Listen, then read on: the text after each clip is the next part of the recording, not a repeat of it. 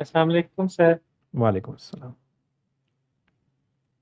Okay, so I have a question for someone I know that Yes, please go ahead.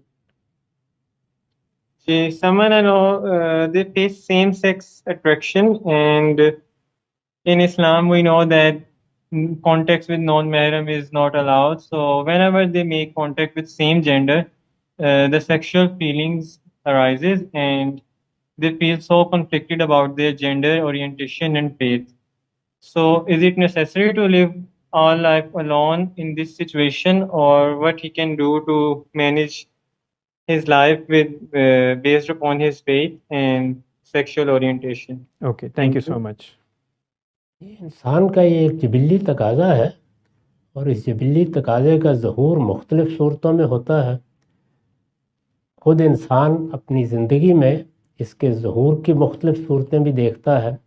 اللہ تعالیٰ نے اس کے لیے ایک شرح متعین کی ہے اور اس پر بعض پابندیاں لگا دی ہیں. یہ بتا دیا ہے کہ آپ یہ تعلق اگر کسی دوسرے سے قائم کرنا چاہتے ہیں تو وہ دوسرا عورت کی صنف سے یا عورت کے لیے مرد کی صنف ہی سے ہو سکتا ہے. یہ بتا دیا گیا ہے کہ اس میں آپ کو ذمہ داری اٹھانی ہوگی، یعنی نکاح کا تعلق قائم کرنا ہوگا. یہ کیوں ضروری ہے؟ اس کے دلائل دے دیے ہیں. یعنی اس دنیا کو جس قانون جس قاعدے پر بنایا گیا ہے اس میں انسان کے بقا کے لیے یہ سب بندوبست کر دیا گیا ہے. اس بندوبست کے سامنے سر تسلیم خم کر کے ہی آپ دینی زندگی بسر کر سکتے ہیں. رہ گئی جنسی تسکین، تو جب تک وہ آپ کی اپنی ذات تک محدود ہے اس پر کوئی پابندی نہیں ہے، لیکن اگر وہ کسی دوسرے کی طرف ممتد ہوگی تو وہاں یہ پابندی ہے. اور یہ پابندی تزکیے کے بنیادی اصول کے پیش نظر ہے. یعنی اس میں یہ بتا دیا گیا ہے کہ اللہ تعالیٰ نے جو راستے اس کے لیے مقرر کیے ہیں وہی اختیار کیے جائیں گے. اس کے علاوہ اگر کوئی راستہ اختیار کیا جائے تو جو ہمارے دین کا مقصد متعین کیا گیا ہے پاکیزگی، اس پر حرف آتا ہے. چنانچہ وہ راستے بھی بند کر دیے گئے ہیں.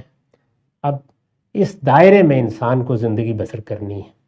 اس دائرے میں اگر وہ زندگی بسر کرتا ہے اور کسی چیز سے محروم رہتا ہے تو اللہ تعالیٰ اس کا اجر عطا فرمائے گا. لیکن جنسی تسکین کا دائرہ تو انسان کی اپنی ذات کی حد تک بھی آخری درجے میں پایہ تکمیل کو پہنچ جاتا ہے، اس میں کوئی معنی نہیں ہے.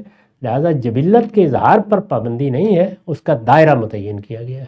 اس دائرے سے آپ باہر نہیں جا سکتے. بہت شکریہ سر، بہت اچھی طریقے سے آپ نے بات واضح کر دی. کہتے ہیں جی کہ اس سوال کو کرتے ہوئے مجھے شرم آ رہی ہے اور میں بہت جرت سے یہ سوال کر رہا ہوں.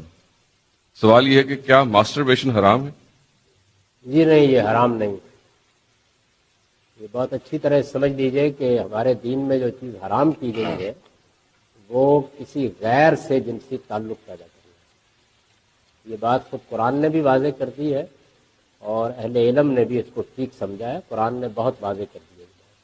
آپ چاہیں تو اس پر میرا ایک تفصیلی آرٹیکل ہے، وہ میری کتاب مقامات میں ہے. میرا خیال ہے اس کا انگریزی میں بھی ترجمہ ہو چکا ہے.